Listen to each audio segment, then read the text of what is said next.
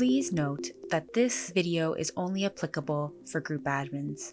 If you are not the group admin, please contact your group admin to make this change.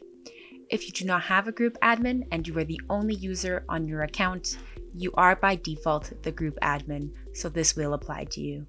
Thank you. The question we're addressing today is, I have purchased a course and I would like to swap it with a different course. How do I go about doing that? Well, simple. First, you're going to want to go to My Account on the AJAG website and click Dashboard.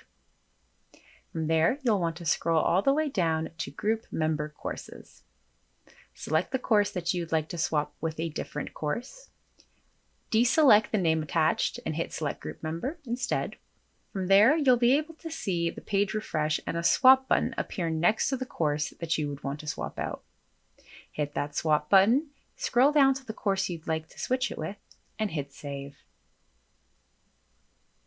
From there, go down to Group Member Courses just one more time, select that course again, and select the user you'd like it assigned to.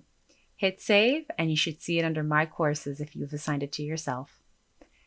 To take the course, simply select the Take Course button as always, and proceed as normal. I hope this helps.